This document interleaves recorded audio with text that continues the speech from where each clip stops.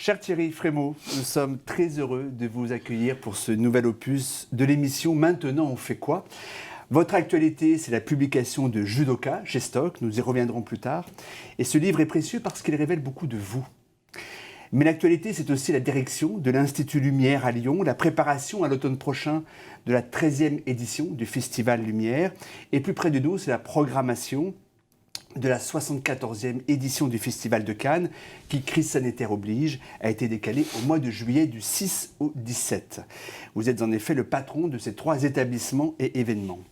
En quelques chiffres pour situer l'envergure de son organisation, le Festival de Cannes, c'est 25 permanents en CDI et 1500 collaborateurs pendant l'événement, 40 000 personnes accréditées et 20 millions d'euros de chiffre d'affaires.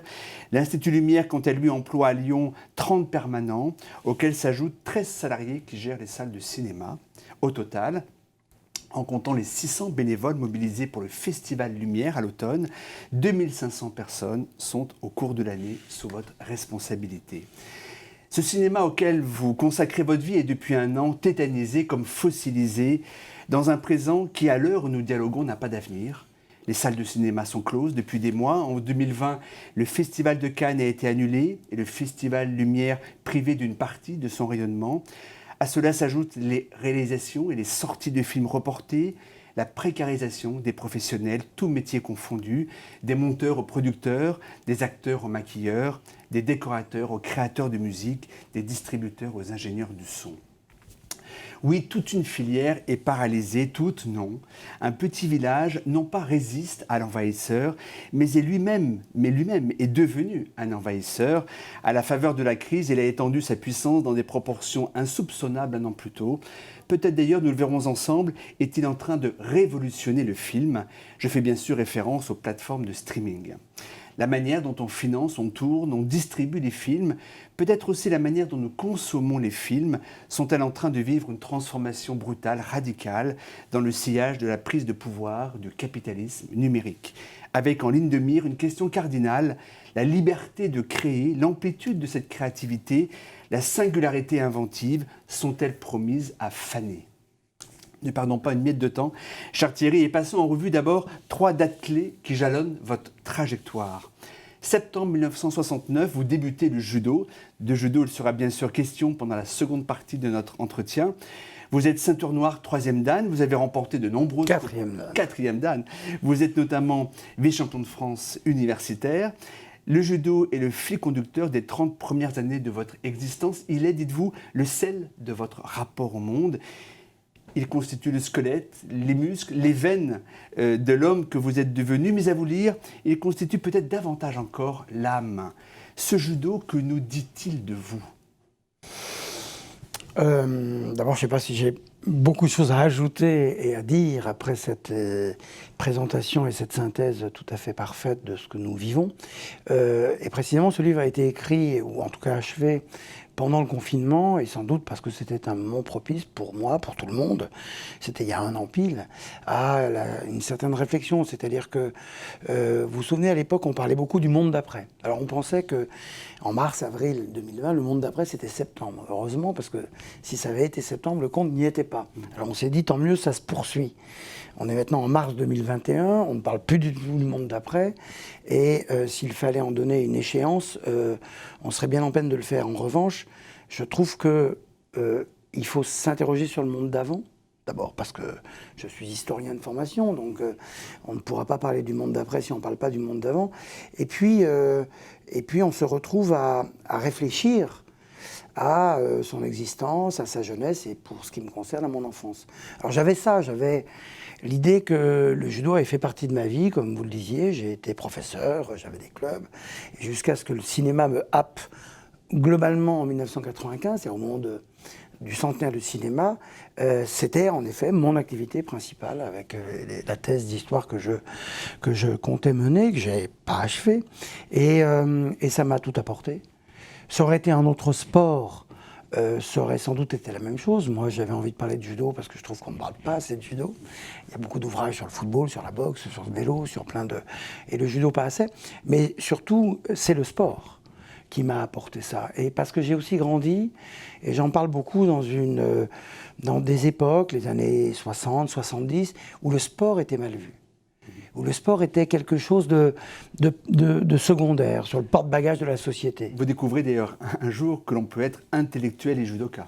Par exemple, voilà, moi je fréquentais par ma famille et puis par les études qu'au fur et à mesure que j'ai fait, je me suis mis à fréquenter des livres, des écrivains, des intellectuels, et j'étais quand même judoka. Et je sentais une sorte pas de mépris, parce qu'il ne faut pas non plus tout le temps cliver les choses, mais une sorte d'indifférence ou d'étonnement. J'étais moi-même un objet d'étonnement. Comment vous faites du judo alors que vous êtes universitaire ? Et puis après, tout ça a changé. C'est-à-dire que le sport est devenu une sorte d'assignation obligatoire dans l'accomplissement des femmes et des hommes modernes. Bon. À un moment d'ailleurs où le sport était envahi par l'argent. À un moment où le sport était bien moins pur et bien moins sur le sens qu'il avait lorsqu'il était plutôt moqué. Je fais la comparaison entre Sartre et Camus parce que c'est très intéressant de ce point de vue-là. Camus était un sportif, Camus a dit que ce qu'il savait de la morale des hommes, c'est dans le football qu'il l'avait appris.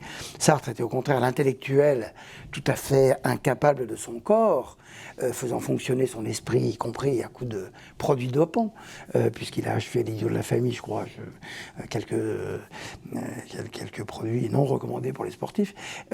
Et à l'époque, parmi les choses qu'on disait de Camus, du côté des Sartriens, c'était mais qu'est-ce que c'est que ce type, en plus, qui aime le soleil, qui aime la mer, qui est beau garçon, et qui fait du sport, et qui était Gaulle. Et ça m'a toujours impressionné. Mais aujourd'hui, je me rends compte à quel point, à l'époque, je défendais aussi le monde intellectuel dans le monde sportif, qui n'était pas composé non plus que de gens tout à fait parfaits. Et oui, tout ça m'a équilibré dans la vie. Deuxième date, juin 1982, vous assistez à la conférence de presse du lancement de l'Institut Lumière avec Bertrand Tavernier. Tavernier, Institut Lumière et Lyon, ce trident, c'est votre racine ? Oui, et je suis même, de manière très cosmique, je me sens désigné pour avoir été celui qui s'est retrouvé à un moment, jeune, lyonnais, cinéphile, dans une rue du premier film qu'il fallait construire. Bernard Charder, qui en a été le premier directeur, avait fondé la revue Positif en 1952, et j'avais travaillé à la fac pour un mémoire de maîtrise autour des années lyonnaises de Positif. Et puis Bertrand Tavernier était lyonnais de naissance, cinéphile et évidemment réalisateur. Et j'étais là à la conférence de presse parce que je travaillais pour une radio libre qui s'appelait Radio Canu, et tout de suite j'ai laissé tomber le micro et j'ai dit vous voulez pas qu'on vous aide, vous n'avez pas besoin de bénévoles. C'était aussi cette époque-là, et moi j'avais fait beaucoup de bénévolat dans plein de choses, et en particulier dans le judo. Et je suis resté bénévole très très longtemps, et l'aventure a commencé. Janvier 2017, vous publiez votre premier livre chez Grasset, Sélection officielle. Pour quelle raison vous avez choisi ce livre comme la troisième date clé ? Est-ce que c'est parce que c'est un livre, justement, ou parce que le livre désigne le Festival de Cannes ? Parce que j'étais destiné à écrire des livres par ma formation universitaire. J'étais destiné à faire de la recherche, j'étais destiné à écrire des articles. Et puis quand vous êtes dans l'action, vous ne le faites pas parce que vous n'avez pas le temps.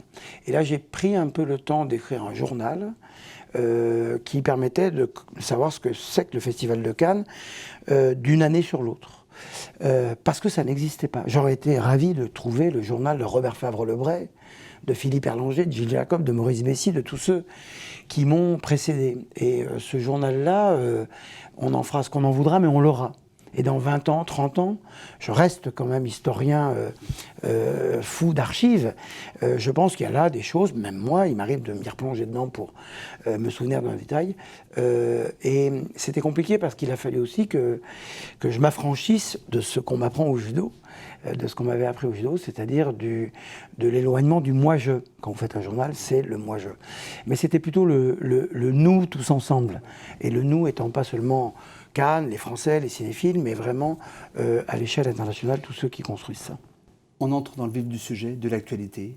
Comment, dans votre chair d'homme, aussi en tant qu'amoureux bien sûr du cinéma et professionnel du cinéma, vous vivez cette double annus horribilis ? Vous avez raison de dire que c'est en tant qu'homme, parce qu'avant toute chose, et chacun là où il est, doit d'abord penser à sa condition d'être humain sur cette planète, à laquelle il arrive ça. Et la deuxième chose, c'est quoi qu'on pense de sa propre condition, il faut évidemment penser d'abord, et c'est pas par démagogie, c'est pas par automaticité de courtoisie, qu'il faut d'abord penser à ceux qui en ont souffert. Ce qui n'a pas été mon cas. J'ai été malade, j'en ai pas souffert. J'ai pas eu autour de moi, à part quelques amis, dont certains sont vite partis dès le début de l'épidémie, je n'ai pas, moi, souffert à titre personnel. Et c'est d'abord à ça qu'il faut penser. Et aujourd'hui, moi qui, par exemple, pouvais me montrer sarcastique au sujet des étudiants au retour de l'été qui ne pouvaient pas s'empêcher d'aller sur les bords de la Saône ou de la Seine pour boire des verres et qui retransmettaient le virus, aujourd'hui, j'ai tout à fait conscience de la situation difficile qu'est la leur. Tout à fait conscience de la situation difficile de quelques-uns de mes amis qui ont 80 ans et pour lesquels un an, ça compte. Et ils en perdent un, ils en perdent une deuxième année. Donc c'est d'abord à ça que je pense. Après, les salles de cinéma sont fermées, c'est pas la seule chose. Je ne voudrais pas être à la place de ceux qui l'ont décidé. Ça va être assez douloureux pour eux aussi. Évidemment que nous nous battons tous. On a une fédération des exploitants qui a expliqué par A plus B qu'il n'y avait pas plus de danger d'aller au cinéma masqué, avec un renouvellement de l'air, avec la distanciation sociale, que ce que je fais quand je fais des allers-retours Lyon-Paris, être comme ça dans le train, évidemment les transports en commun. Mais je trouve que ça n'ajoute pas au débat. Je ne trouve pas que se plaindre... La ministre de la Culture, Roselyne Bachelot, stigmatisée comme elle l'a été il y a quelques jours lors de la cérémonie des Césars, c'est compréhensible à vos yeux ou pas? Stigmatisée par le public, par les personnes qui étaient sur scène. Elle a été la cible d'un certain nombre des... Oui, mais ça, c'est... Est-ce que c'est compréhensible pour vous? C'est un... oui et non. C'est-à-dire que moi, je trouve ça, dans le cadre d'une cérémonie, c'est devenu un tel classicisme que d'haranguer les personnes en charge. Je ne suis pas sûr que... Mais bon, elle a accepté ce métier, elle savait que ça fait partie du métier de politique. Et Roselyne Bachelot n'est pas née de la dernière pluie, je ne suis pas sûr que ça l'ait beaucoup ému. En quelques chiffres, si vous en avez bien sûr, comment peut-on mesurer l'impact de la crise sur la filière du cinéma? En quelques chiffres ou en quelques nuances aussi immatérielles et en quelques impressions immatérielles? Alors, il faut d'abord distinguer la France et l'étranger. En France, le système global français, de quoi qu'il en coûte, et le système spécifique de la culture, où la culture n'est pas aidée seulement par des subsides publics, parce qu'en effet, la critique qui se fait aussi, c'est toujours le cinéma est subventionné. Non, c'est l'argent du cinéma qui finance le cinéma. Et le système français, inventé dans les années 80 par Jack Lang, par le système Canal+, etc., est un système assez vertueux. Après, évidemment, en temps de crise, c'est l'État, pour le cinéma comme pour la presse et comme pour l'industrie, qui est venu au secours. Et il ne faut quand même pas cesser de se rendre compte. C'est pour ça que moi, je ne suis pas sur l'idée de se rouler par terre toutes les 5 minutes, parce qu'on est quand même dans un état de privilège. Tout le monde n'y est pas, mais dans un état de privilège où l'argent public permet de protéger quand même l'économie et le pays. Après, pour vous dire, en gros, 2 guerres mondiales n'avaient pas fermé les salles de cinéma. Il leur est arrivé d'être fermées ici et là, mais de manière aussi forte et aussi planétaire. C'est tout à fait impressionnant. Le deuxième confinement a été moins choquant au sens propre du terme, comme un choc, que le premier, et pourtant les chiffres sont beaucoup plus difficiles. C'est-à-dire que la fermeture des salles de cinéma est plus longue là depuis la fin octobre que l'année dernière en mars-avril. Ensuite, les tournages ont continué en France. Ça, c'est grâce au CNC. Les tournages ont pu continuer. Donc, par exemple, juste après cette émission, je retourne dans ma salle de projection faire la sélection cannoise avec mes équipes. On n'a pas de problème d'approvisionnement de films. Il y a des films, on a pu travailler, là aussi, grâce à la responsabilité des professionnels qui ont fait en sorte que ça puisse continuer. Une question d'actualité, le bras de fer qui se joue actuellement entre le Canal+ de Vincent Bolloré, qui menace de raréfier les subventions, le soutien au cinéma français, est-ce que c'est un objet de préoccupation particulier pour vous en ce moment ? Oui, pour moi, puis pour tout le métier. Alors, Vincent Bolloré, on va pas s'étonner non plus que ce capitaine d'industrie extrêmement fort, extrêmement malin et extrêmement proche de ses propres intérêts, veuille rediscuter des obligations dues au statut de sa chaîne. Donc il dit, peut-être que je dois changer de statut. Ce qui serait en effet catastrophique. Canal+ donne plus de 100 millions d'euros au cinéma français. Ça fait partie de ses obligations. Vous vous souvenez, il y a 30 ans de ça, 40 ans de ça, dans les années 80, il y a des films sur Canal+, mais ils financent. Ils prennent une partie de leur chiffre d'affaires pour financer le cinéma. Système formidable, qui a marché très bien. Aujourd'hui, en effet, Canal+ s'affronte aussi à ce que vous mentionniez, c'est-à-dire l'émergence des plateformes, qui ne sont pas soumis aux mêmes obligations, qui vont l'être, mais ce n'est pas encore tout à fait à la même hauteur financière. Donc lui, évidemment, dit pourquoi je ne deviendrais pas une plateforme? Alors ça serait catastrophique pour le cinéma. Donc les auteurs français défendent plutôt Canal+. Ils défendent en fait ce qui leur permettra de continuer à faire des films. Et en même temps, les producteurs essayent un peu de nuancer ça, parce que les plateformes sont puissantes financièrement, et il faut peut-être aussi les accueillir un peu mieux pour bénéficier de mannes supplémentaires pour permettre à la création. Alors ces plateformes, justement, depuis un an, elles connaissent un succès exponentiel. Pour ne prendre que Netflix, c'est 6,6 milliards de dollars de chiffre d'affaires, 200 millions d'abonnés et une capitalisation boursière de 240 milliards de dollars. Que vous inspire justement cette dissymétrie des situations? D'un côté, ces plateformes qui sont en train de connaître un succès financier foudroyant, et justement l'industrie, on va dire, traditionnelle du cinéma qui, elle, est terrassée aujourd'hui. D'abord, pardonnez-moi, faudrait-il que les plateformes, de manière conjoncturelle, soutiennent financièrement, de manière solidaire, justement, l'industrie traditionnelle du cinéma? Elles s'apprêtent à le faire. Le CNC est en train, le ministère de la Culture, de mettre en place un système qui permettra que les plateformes puissent être intégrées à l'écosystème de production, de financement, etc. Ce qui leur donnera quelques obligations et les obligera à payer leurs impôts pour celles qui ne le faisaient pas. Le cinéma a toujours eu une grosse adversité. La télévision dans les années 50, la vidéo dans les années 80, Internet et maintenant les plateformes. Le problème, mais on vient d'en parler, c'est qu'à l'époque, ils pouvaient se défendre. Là, le cinéma ne peut pas se défendre, les salles sont fermées. Bon. Ensuite, les plateformes, et si vous parlez de Netflix, on pourrait parler de Disney, qui en un an a réuni 100 millions d'abonnés. Netflix en a 200 millions. En partant de zéro, Disney. En partant de zéro, avec une image très forte. Disney, qui était par ailleurs la société, le studio de divertissement le plus florissant au monde, et qui d'un seul coup, les films, les salles, les parcs d'attractions, les voyages, tout ça s'est arrêté. Donc Disney est aussi dans les problèmes. Comme quoi, si cette pandémie peut nous apprendre quelque chose, c'est la fragilité de ce qu'on croyait être tout à fait solide. Mais les plateformes, il faut d'abord dire que leur succès n'est pas usurpé.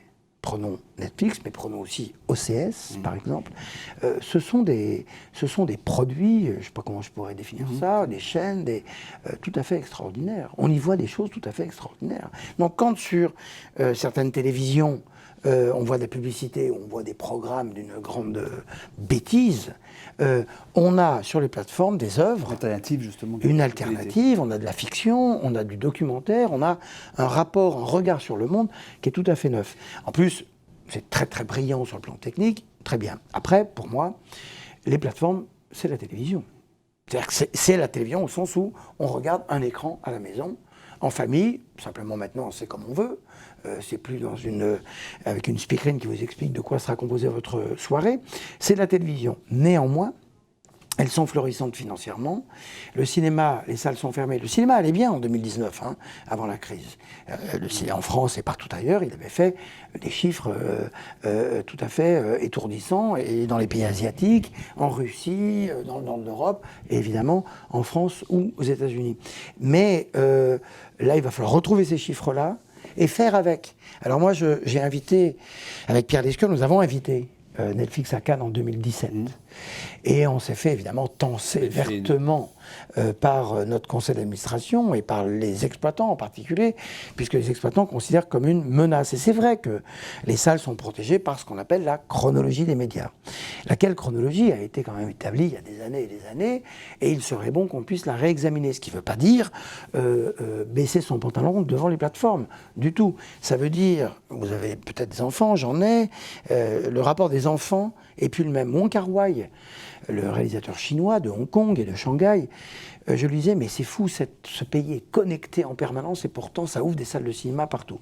Et il me dit, mais on peut faire les deux. Et tout à coup, cette évidence-là Mais pardonnez-moi, vous n'avez pas peur qu'au sortir de la crise, ces personnes qui habituellement se rendaient dans les salles de cinéma, qui ont goûté au confort, au plaisir de regarder des films chez elles, vous n'avez pas peur qu'elles renoncent, certaines d'entre elles, à se rendre de nouveau dans les salles? Or, le cinéma, c'est quand même la salle. Non, ces gens-là, il est évident qu'ils reviendront au cinéma.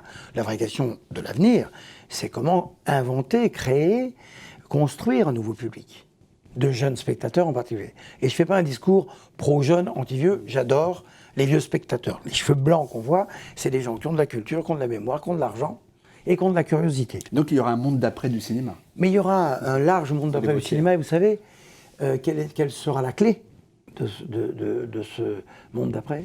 C'est les œuvres. C'est la qualité des œuvres. Et c'est très beau de se dire qu'il y a, pendant qu'on parle, des gens qui sont au montage, qui sont à écrire des scénarios ou à tourner.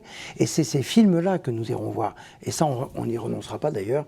Pour terminer sur Netflix et les autres, de quoi les programmes sont nourris, certes de séries, mais beaucoup de films de fiction. Et aujourd'hui, il est clair que Netflix, y compris, vous parliez de Lyon et du Festival Lumière sur le cinéma classique, Netflix va de plus en plus vers le cinéma. Alors j'insiste sur cette transformation quand même de l'industrie du cinéma.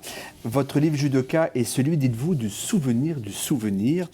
Et c'est en ce terme, souvenir du souvenir, qu'Olivier Assayas qualifia l'œuvre de Wong Kar-wai, qu'on vient d'évoquer, quand ce dernier reçut le prix Lumière en 2017. Et pour préparer notre entretien, je me suis plongé dans l'excellent livret que le réalisateur, notamment de Carlos, a publié cet automne chez Tracte Gallimard. Il débute, je le cite, par une bonne nouvelle. Le cinéma est en crise. Bonne nouvelle, car la vitalité d'un art se mesure à la constante remise en cause, selon la constante reformulation de notre monde. Permettez-moi de détailler en 2 secondes et de synthétiser la pensée d'Olivier Assayas. J'aimerais que vous puissiez répondre. Mais cette bonne nouvelle en cache d'autres plus inquiétantes. Olivier Assayas tire à boulet rouge sur ce que l'industrie du cinéma est devenue. Le cinéma qu'il a aimé était impur, ouvert et accessible, il était altérité, il résonnait jusqu'au plus profond de la société, il n'était pas enfermé dans son bunker, il était libre. Aujourd'hui, ce cinéma est inféodé aux plateformes numériques, à l'hégémonie de studios comme Disney, à la puissance des franchises et des séries qui confisquent argent et écran. L'enjeu de rentabilité économique est que l'œuvre s'impose sur les marchés mondialisés, qu'elle plaise au plus grand nombre, chinois comme américains ou européens. Il faut plaire au plus grand nombre puisque c'est le plus grand nombre qui fera le plus d'argent. On le devine alors aisément, la liberté de créer, d'indisposer, de provoquer, de transgresser, de faire jaillir devient contrainte. L'aseptisation, l'uniformisation, le puritanisme dictent leurs lois. Au final, conclut Olivier Assayas, c'est contre le cinéma que le cinéma doit se faire. Est-ce que vous souscrivez tout ou partie à la pensée d'Olivier Assayas? Je souscris totalement à cette pensée-là, parce que c'est une pensée très insaisissable, comme l'est Olivier Assayas, parce qu'il y a cet extrait-là, j'ai lu cet opuscule qui est tout à fait formidable, qu'il faut relire d'ailleurs plusieurs fois, parce que précisément Assayas est un homme qui à la fois parle des plateformes, mais qui sera prêt comme créateur à travailler pour les plateformes s'il ne peut plus trouver de financement ailleurs, et puis il a raison de remuer tout ça. Et en effet, le fait que le cinéma soit, et lui il ne parle pas de l'industrie, mais plus de la création, soit en crise, c'est toujours une bonne nouvelle, parce que c'est à partir des crises qu'on se réinvente. Moi, je pense que il fait aussi écho, comme on le fait tous, aux paroles de Martin Scorsese ou de Francis Coppola à Lyon sur, en effet, les franchises, la façon dont est-ce que des films Marvel sont encore des œuvres d'art, sachant qu'elles sont créées. Bon, moi, je me fais toujours moquer de moi parce que je ne regarde pas de séries, parce que j'ai pas le temps, puis parce que il y a trop de films de Bergman que j'ai envie de revoir. Mais les réalisateurs de séries, on ne sait pas qui c'est. On ne sait pas qui c'est, il y en a bien sûr, mais on ne donne pas leur nom. Alors qu'en cinéma, et précisément cette famille dont Olivier est issu, moi aussi comme cinéphile, celle des cahiers du cinéma qui ont inventé le concept d'auteur. Vous savez, à Hollywood, il y a un type, là, il fait des films policiers, on dirait qu'il y a quand même une unité à l'intérieur des contraintes de studio. Il s'appelle Alfred Hitchcock. Tac, ils inventent l'auteurisme, Hitchcock, Howard Hawks, John Ford, ces types-là qui ont réussi à être les Victor Hugo ou les Nabokov de leur art. Mais en même temps, en effet, cette impureté exige un peu d'argent, exige un peu de moyens. Et aujourd'hui, tout le monde veut, on parlait de Canal+, eh bien, vous ne verrez pas beaucoup de gens critiquer Canal+, parce qu'ils ont besoin de l'argent de Canal+. Je dis Canal+, ou quelque chose d'autre. Et il est vrai que il y a quelque chose qui se passe sur Internet, d'une certaine création, d'un certain ton. Alors, pour le meilleur, ça donne des choses assez formidables. Pour le pire, ça donne aussi peut-être des gens dont on pense que ce sont des artistes, et ça n'en est pas. Entrons maintenant dans votre livre, Judoka. Alors plutôt que parler du livre, hein, j'ai puisé dans le livre des thèmes qui questionnent notre époque, notre actualité, et qui nous disent aussi de vous. Votre approche du judo met en exergue plusieurs paraboles. Parmi elles, la chute. Il y a des chutes qui font gagner. La chute, dites-vous, n'est pas un effondrement, mais un avènement. Autre enseignement, le judo est un sport qui permet aux faibles de s'imposer aux forts. Et puis de Confucius, vous relevez cette citation, « Celui qui sait obéir saura ensuite commander ». Dans votre manière d'exercer le management, est-ce qu'on retrouve un petit peu de ces principes-là ? Oui, en retournant sur les traces de ce passé, de cette enfance, je me suis rendu compte à quel point elle m'avait marqué, cette enfance, et ce que j'ai appris sur les tapis de judo m'avait marqué. Par exemple, en effet, le rapport maître-élève, le livre est d'ailleurs dédié à mon maître et aux maîtres et aux élèves en général, ce rapport-là, qui n'est pas un rapport de domination, pour employer un mot à la mode, c'est un rapport d'apprentissage. Je cite mon maître Raymond Redon qui me disait « T'es pas mal, mais je vais t'apprendre à devenir plus fort pour qu'un jour tu puisses me battre. » Et ça, c'est un bel enseignement. Ça veut dire qu'on n'est pas là, comme disait Rossellini, pour prendre, on est là pour donner. Et puis après, il y a plein de petites choses techniques. Par exemple, si on me prête quelques qualités à savoir parler en public, et je dois le faire à Cannes, devant 3000 personnes, etc., c'est sur un tapis de judo que je l'ai appris. Parce que à l'école des cadres, dans la Ligue du Lyonnais, où on apprenait à être professeur, on vous apprenait aussi à vous exprimer, à articuler, à parler fort, à capter l'attention du type qui n'écoutait pas là-bas, à parler à des ceintures noires, à parler à vos homologues, à parler à des enfants. Et beaucoup de choses que j'ai appris me sont du judo. Ouais. Un jour, on m'apprendra à repérer ce qu'il y a de remarquable dans le monde, confiez-vous, et vous complétez en disant du judo qu'il est lui-même une vision du monde. Qu'est-ce qui, à vos yeux, d'hier à aujourd'hui, et peut-être grâce au judo, mais pas seulement, est remarquable dans le monde ? Oui, j'ai dit ça parce que c'était au sujet, en judo, le judo est un sport, le judo est un art martial, le judo est une pratique, et on retrouve, comme dans d'autres sports et comme dans la vie en général, les notions de qualité, de style, de beauté, d'émotion, y compris sur des corps. Dans un kimono, je raconte que quelqu'un qui est très élégant à la ville ne ressemble à rien sur un tapis. Quelqu'un qui, au contraire, passe anonymement dans la rue est un empereur sur un tapis. C'est le choix qu'on fait entre Beckenbauer, où il y avait ce type d'Hambourg dans l'équipe d'Allemagne, Horst Hrubesch, qui est un espèce de taureau furieux. Bon. Donc oui, le judo m'a appris ça, c'est-à-dire comment bien exécuter un mouvement, ce qu'on appelle une prise, autre parabole avec le judo, un mouvement, une chute qui doit être claire, nette. Donc oui, c'est là que j'ai appris, peu à peu, à hiérarchiser le monde, selon une vision, en effet, qui m'était propre, et puis dont j'ai appris par l'adjonction de lecture, de fréquentation de gens, et donc tout ça m'a amené à la culture, dont j'ai appris comment l'enrichir. Le sage commence par faire ce qu'il veut enseigner, ensuite il enseigne. C'est le fondateur du judo au XIXe siècle, Jigoro Kano, nous reviendrons plus tard, et qui est d'ailleurs un peu le fil conducteur du livre, hein, qui prononce cette citation. Alors, elle ne questionne pas seulement l'enseignement, on avait parlé d'enseignement, mais on peut extrapoler. Elle convoque deux notions, cette citation, la notion d'exemplarité et la notion de légitimité. Quelles sont celles, la légitimité et l'exemplarité des critiques de cinéma ? Alors, les critiques de cinéma, il faudrait, c'est une bonne expression plutôt que de dire la critique, parce qu'il y a une différente façon d'exercer son métier. Je pourrais même dire certains critiques de cinéma. Oui, on pourrait dire certains critiques de cinéma, puis après on pourrait voir l'histoire de la critique de cinéma. Je relisais il n'y a pas longtemps le cinéma français sous l'occupation, le recueil d'articles, des articles d'André Bazin, faits par François Truffaut. À l'époque, dans l'après-guerre, moi je suis très imprégné de cette époque-là, que j'ai évidemment pas connue.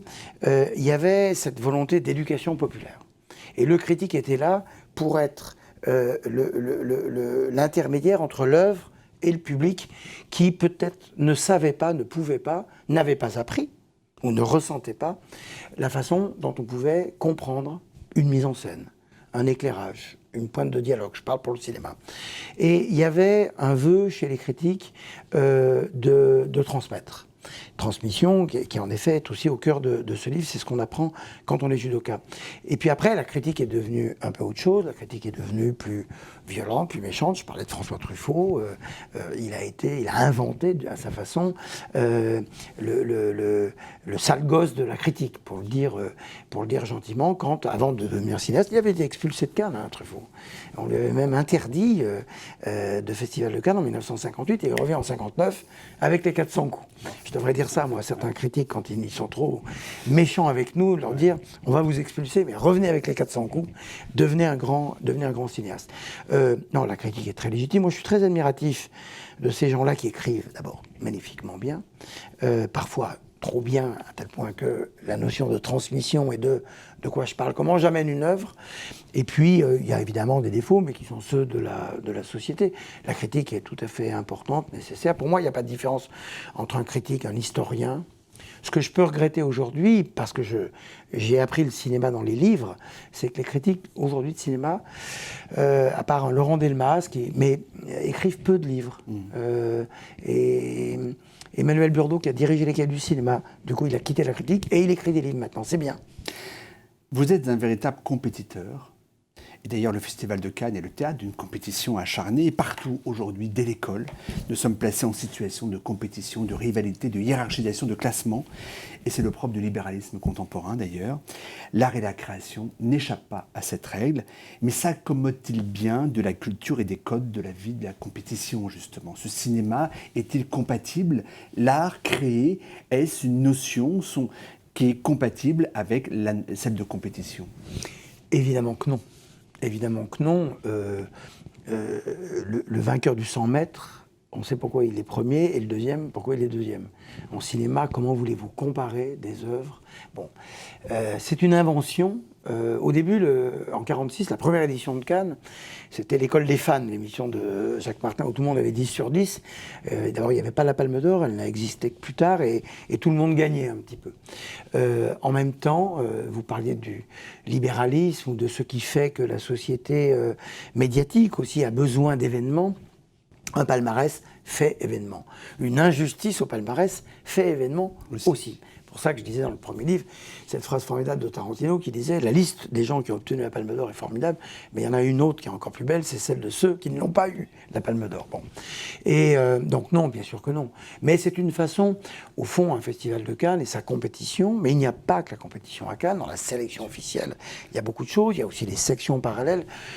C'est une sorte, et dans ma bouche c'est un énorme compliment, c'est le salon agricole du cinéma. C'est-à-dire on expose les meilleurs produits, on expose les provinces.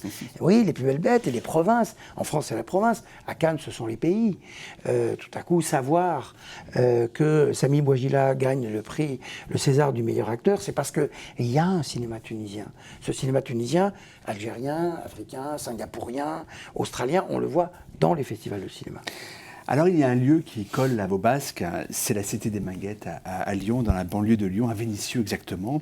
Elle incarnait à l'époque de votre adolescence l'ascenseur social, la mixité ethnique, le brassage des communautés.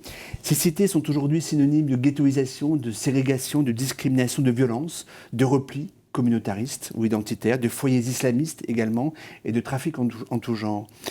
Quel spectateur avez-vous été du film remarquable de Ladjli, Les Misérables, un spectateur alors peut-être nostalgique de ce qu'étaient les cités du temps où vous étiez adolescent et peut-être en colère de ce qu'elles sont devenues? D'abord, j'ai été un spectateur très privilégié par mon métier. J'ai été le premier à voir ce film. À part les gens qui participaient à la fabrication, à la vente ou à la distribution du film, j'ai été le premier spectateur non impliqué à voir ce film, dont j'ai vu évidemment toute la force, toute la qualité, etc. Je n'ai été ni nostalgique ni en colère. J'ai retrouvé d'abord dans l'amour de la cité qu'ont les jeunes spectateurs, et je dis cité, nous on disait ZUP, exactement le même que celui que nous avions, nous, jeunes enfants des années 70, aux Minguettes et dans toutes les ZUP de France. C'était chez nous. Moi, il n'y a pas très longtemps que j'ai quitté les Minguettes. Hein. Je suis obligé de vivre à Lyon et à Paris, près des gares, parce que je voyage beaucoup. Mais c'est mon quartier, mes frères et sœurs y sont toujours, et j'y vais tout à fait régulièrement. Après, tout ce que vous dites est vrai, mais déjà à l'époque, dans les années 70, quand on disait qu'on était les Minguettes, il y avait quelque chose d'une stigmatisation, mais au moins on osait la dire. Aujourd'hui, on n'ose pas la dire, sauf pour, et vous l'avez bien détaillé, mais de manière un peu expéditive et péjorative. Or, à l'époque... Caricaturale. Et caricaturale, oui et non, parce que dans toute caricature, dans tout cliché, il y a une part de vérité. Bon. Nous, on y était heureux, et les gens qui vivent là-bas, ils sont heureux. Mais ils sont délaissés. C'est-à-dire que, faisons un parallèle avec l'éducation nationale.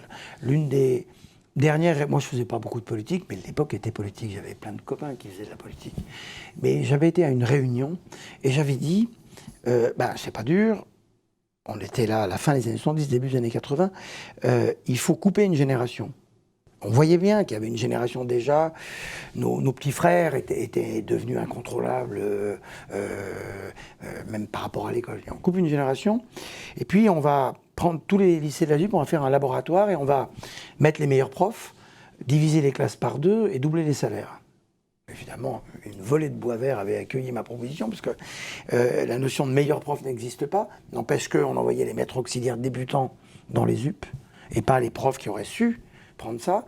Les classes étaient surchargées, et puis la précarité aussi du métier enseignant faisait qu'il fallait avoir vraiment la foi pour y aller. Mais il n'y a pas longtemps, suite à la sortie de ce livre, une de mes anciennes professeurs de français a repris contact avec moi.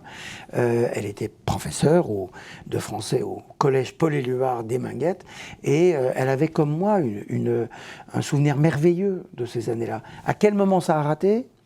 Je le dis un peu, que c'est à l'arrivée de la gauche. Parce que la gauche ne pouvait pas dire que ça n'allait pas. Et surtout, la gauche était dans la légitimation d'elle-même vis-à-vis du monde économique, qui arrivait, les années 80, consumériste, libéral, etc., et pas dans ce pourquoi elle avait été élue. Et dans de là d'où elle venait, c'est-à-dire des années 70, du milieu associatif, et de ce qui faisait que les ZUP auraient dû être entretenus, soutenus économiquement. Vous évoquez vous-même le sujet politique. Dans le livre, vous questionnez, le judo est-il de droite ou de gauche ? Alors d'abord, j'aimerais avoir une réponse. J'aimerais également savoir si le cinéma, qui est un art éminemment politique, est lui-même de droite ou de gauche, et qu'est-ce que ça nous dit sur votre propre conscience politique ? Et je rappelle d'ailleurs que le fondateur du judo, Kano, était lui-même très engagé politiquement. Il avait fini sénateur et même premier président du comité olympique japonais. Oui. Non, le judo est-il de droite ou de gauche ? J'avais proposé à l'éditeur de faire un chapitre là-dessus, que je me garderais bien de faire. D'abord parce que là aussi, il faut respecter l'idée de la pluralité des opinions, qu'à un certain moment, être de droite, être de gauche, ça veut dire des choses. Aujourd'hui, je suis moins sûr. Et puis, parce que les Italiens aiment toujours s'amuser à dire le Nutella est-il de droite ou de gauche ? Ou la crème Nutella, je ne sais pas comment on dit. Donc, ça m'amusait de faire ça. Ensuite, ces questions-là, et pas parce qu'on a un président qui est ni de droite ni de gauche, parce que nous, à l'époque, on disait ça. Quand les gens qui se disaient apolitiques, ils étaient toujours de droite. Bon. Et les gens qui étaient de gauche, ils ne l'étaient jamais assez aux yeux de ce qu'il fallait être, c'est-à-dire très révolutionnaire, etc. Moi, par le sport, par l'histoire et par ce qu'au fond j'avais appris par Mohamed Ali, j'étais un peu ailleurs de tout ça. Je dis aussi que j'étais capable d'écouter Michel Sardou et Maxime Le Forestier. Et de Michel Sardou, Renaud, le chanteur, l'avait dit un jour, ils étaient confrontés, évidemment, l'un très de gauche, l'autre très de droite, et Renaud disait, oui, mais qu'est-ce qu'il chantait bien. Vous incarnez en fait le vœu, la nécessité de décloisonner tout ce qui aujourd'hui est tellement compartimenté dans des silos. Votre manière aussi de penser le cinéma, c'est aussi cette ouverture.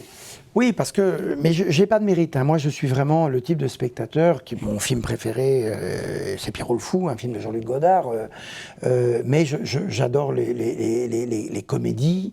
Je suis très issu de ce que le critique Jean Douchet disait, qui est aussi l'un de mes maîtres. Il disait, la question c'est celle du projet. Quel est le projet de cette œuvre et est-ce que le projet est atteint ? Si une comédie c'est de faire rire et que la comédie fait rire, on ne va pas demander au réalisateur de cette comédie d'être Dreyer ou Eisenstein. Par contre, on demande à Eisenstein d'être Eisenstein. Et moi, j'ai aucun mérite, je suis comme ça. Il y a des gens qui ne peuvent pas aller voir ce qui n'est pas eux. Moi, c'est le contraire. Cinéma et société ont composé un binôme en fait qui a toujours posé beaucoup de questions. Je reprends un propos d'Olivier Assayas. Le rôle du cinéma en particulier et de l'art en général est d'interroger la société. Il n'est certainement pas d'être interrogé par la société. Le cinéma est-il l'époque? A-t-il une responsabilité, peut-être même des comptes à rendre à la cité et à la société? Le cinéma n'a pas de compte à rendre et chaque auteur, producteur aussi, le fera avec sa propre conscience. Ladjli n'a pas fait un film, comme disait l'autre, pour envoyer des messages, il y a la poste, etc. Bon, un film n'envoie pas de message, un film est un film. Il se trompe lorsqu'il veut envoyer un message?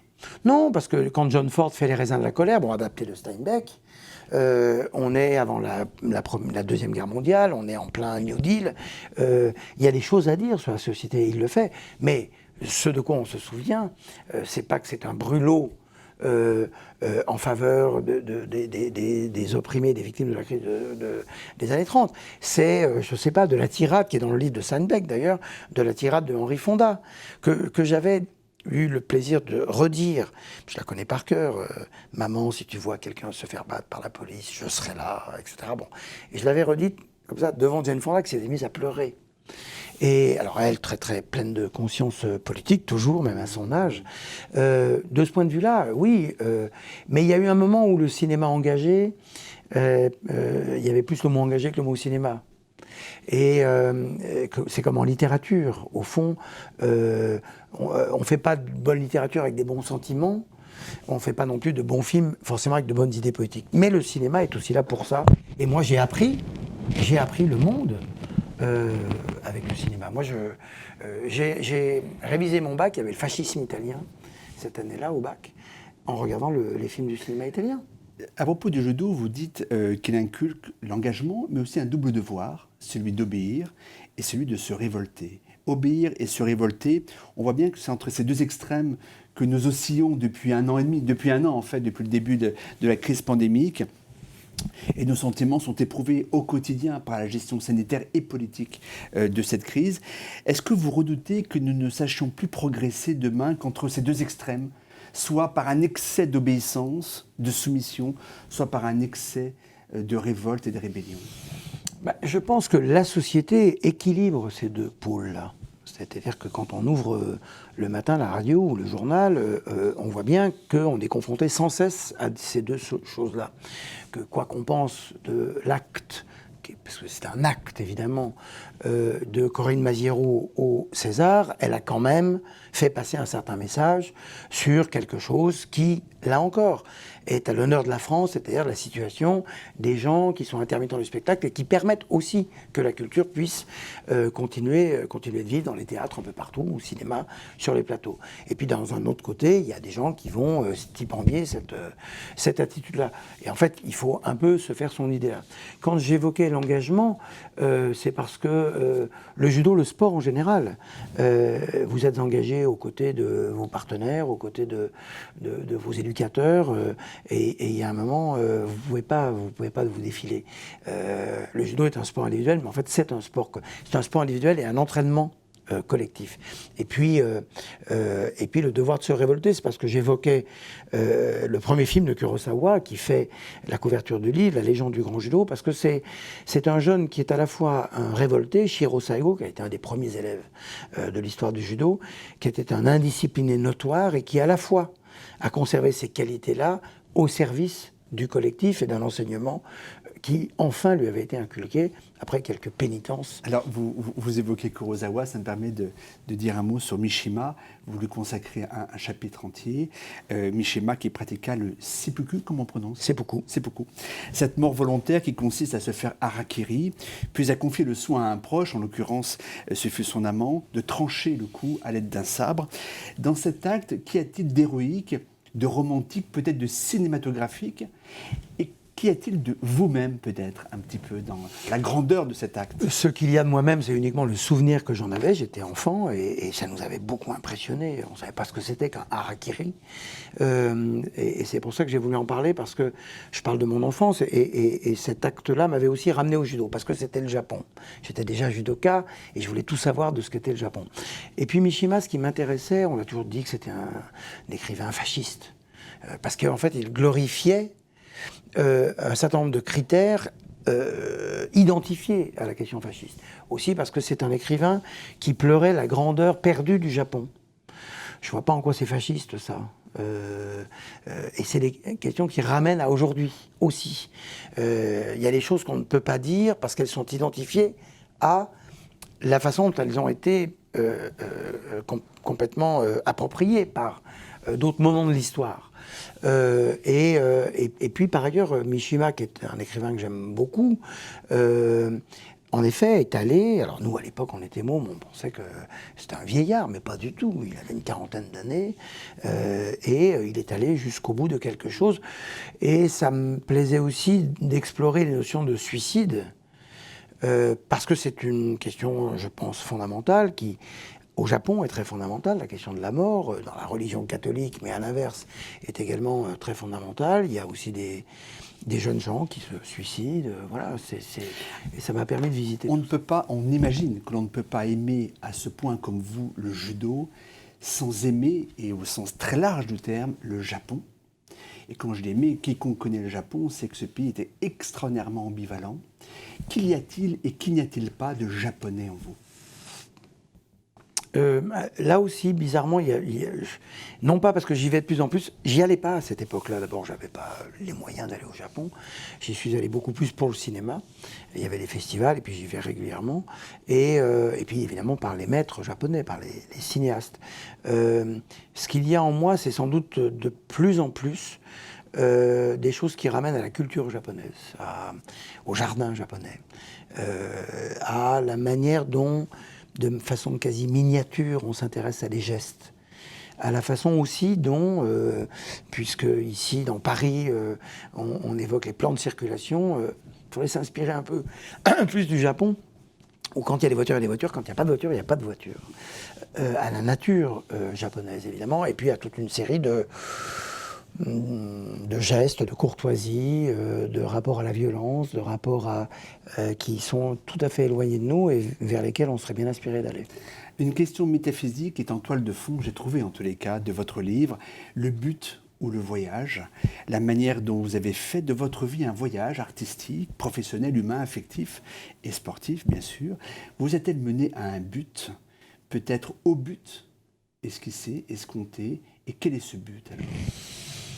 Non, il n'y a pas de but. C'est-à-dire que la société fait de vous un être sans cesse en mouvement, sans cesse dans la conviction qu'il faut prouver quelque chose, sans cesse dans la compétition avec autrui, sans cesse dans l'obsession de sa propre condition.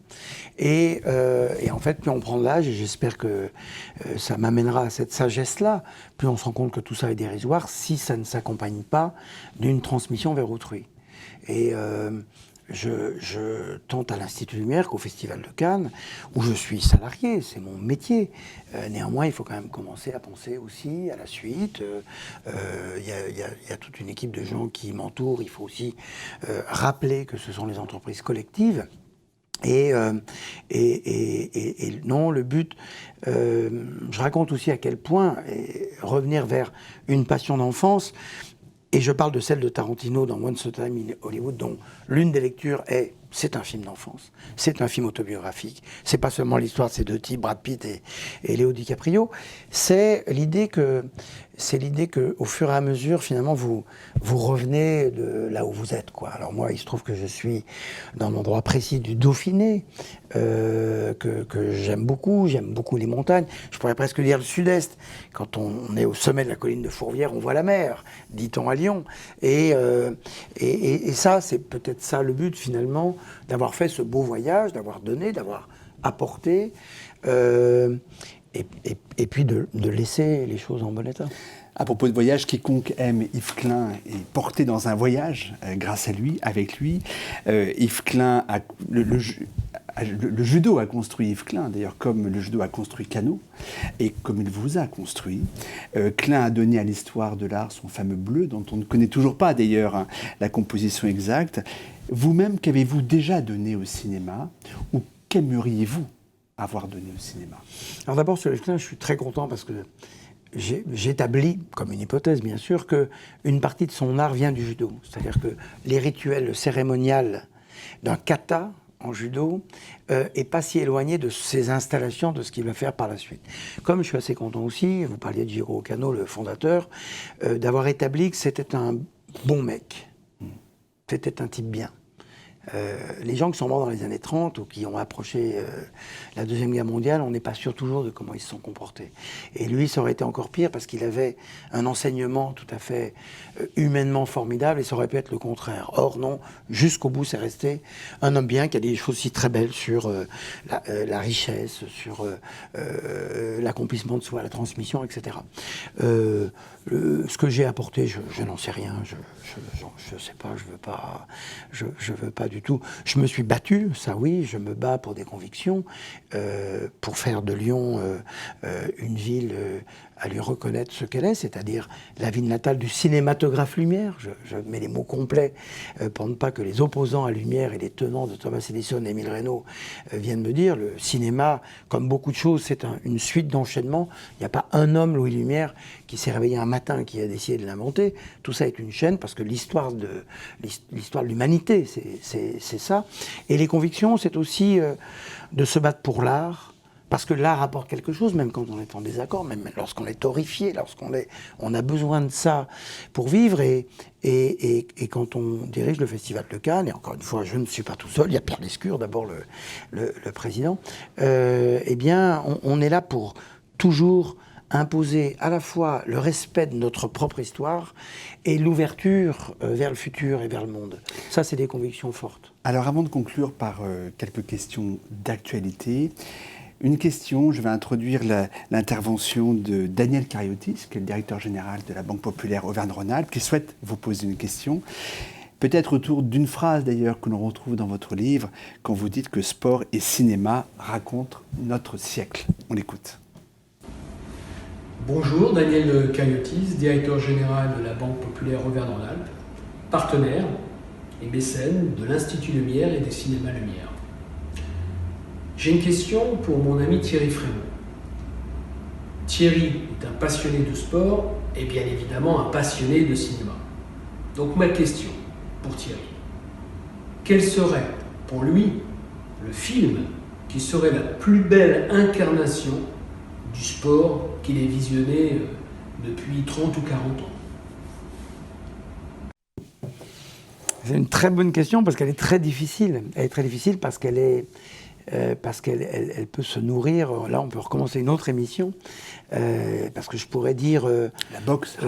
Voilà, dans la boxe. Dans tout ça. Il y a un film très très très méconnu qui s'appelle Le Vainqueur, qui est un film avec Michael Douglas, qui est l'histoire d'un loser américain, marathonien, mais qui n'a jamais rien accompli dans sa vie, de sportif, espoir américain, mais pas vraiment, etc. Puis qui, sur des choses, et il faut aller voir ce film-là, faut le trouver sur Internet, il n'y a pas de DVD, je crois, finit par s'accomplir.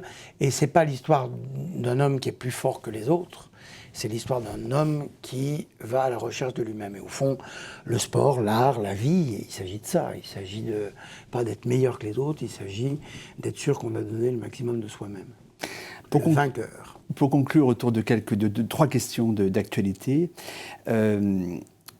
notre époque n'est pas celle de Malraux en 1959.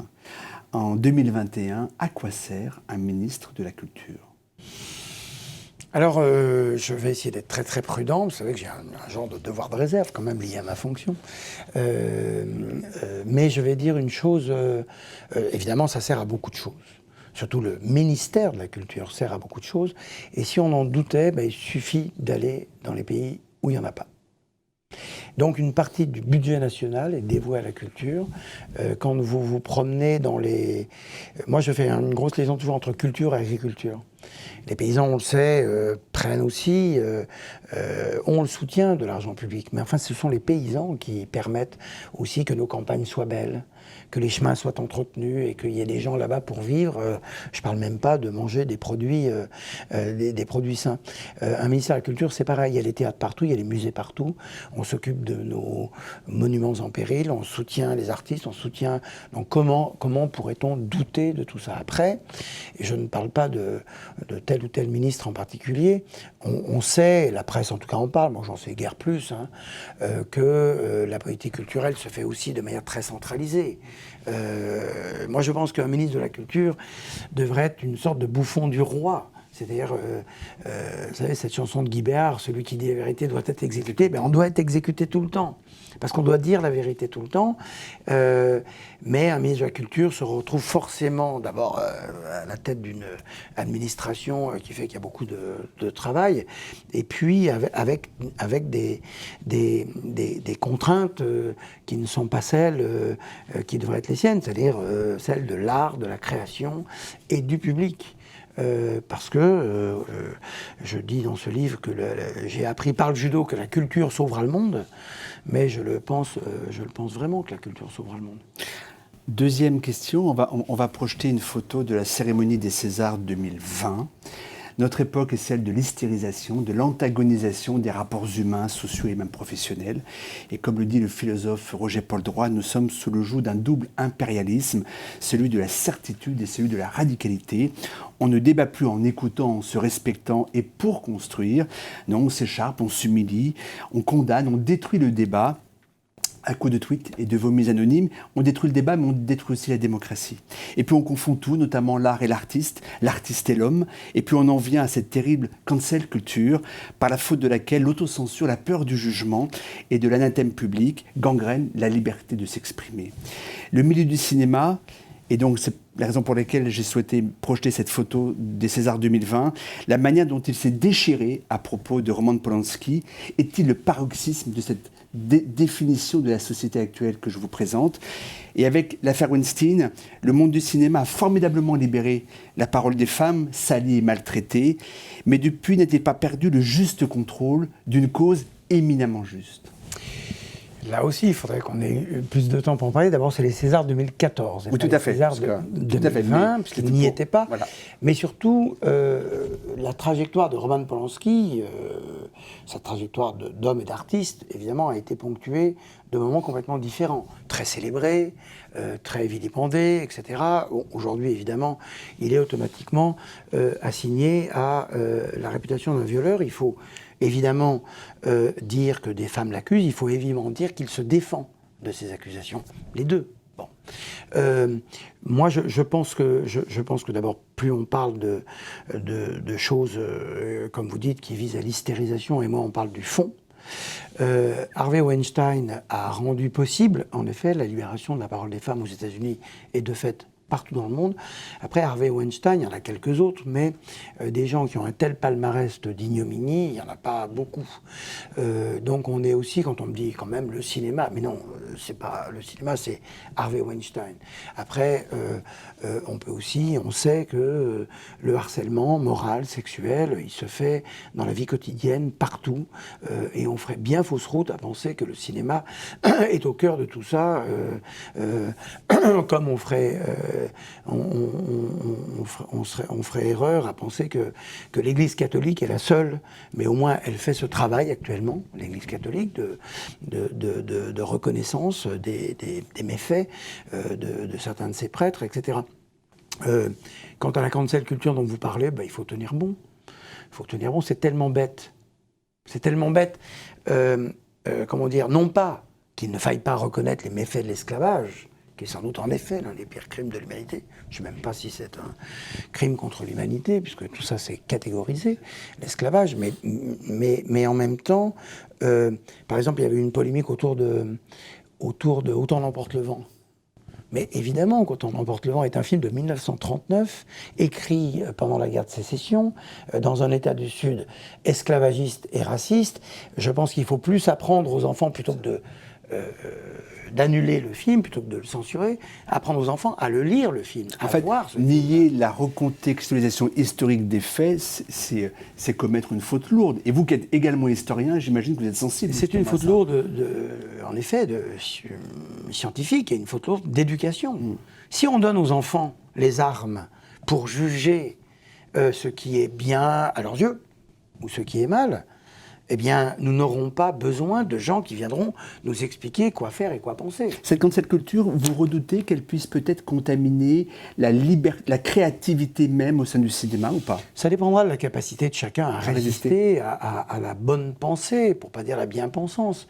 Et la question est toujours celle du camp du bien. Moi, je raconte dans ce livre que moi, j'aime les mal-aimés. J'aime les mal-aimés, j'aimais Mohamed Ali.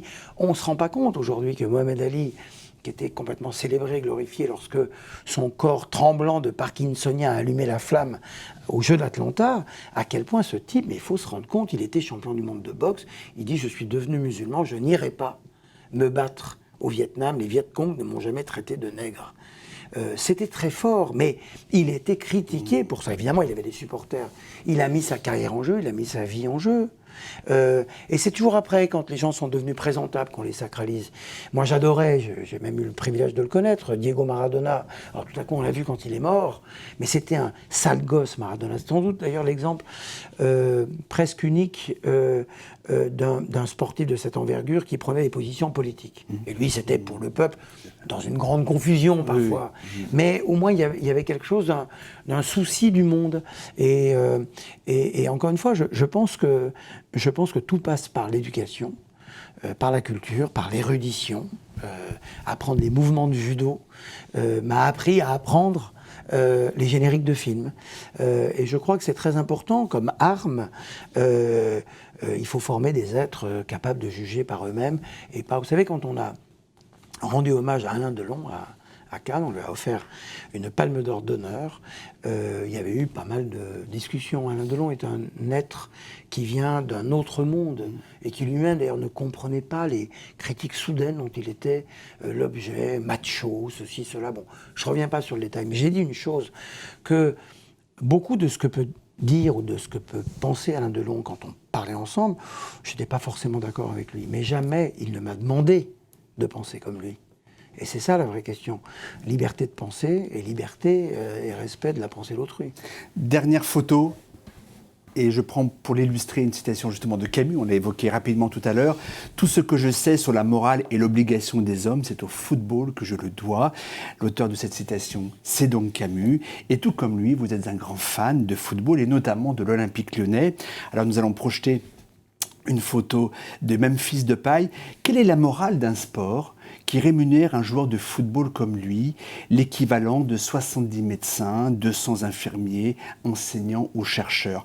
Camus dirait-il la même chose du sport aujourd'hui, selon vous? Camus dirait que y a une économie propre au sport, donc ne tapons pas plus sur le sport que sur les chanteurs qui gagnent autant de ça. Les sportifs remplissent les stades, permettent la publicité, etc. Il y a un écosystème dans lequel je ne reviendrai pas. Il y a les sportifs qui ont accepté de réduire leur salaire et les sportives, parce qu'à l'Olympique Lyonnais, oui, il y a aussi une équipe féminine tout à fait formidable. Moi, je suis président de la fondation de l'Olympique Lyonnais, qui s'occupe des précaires, des créateurs d'entreprises, des voyous, de plein d'œuvres, des enfants malades, etc. C'est aussi cet argent-là généré par l'Olympique Lyonnais.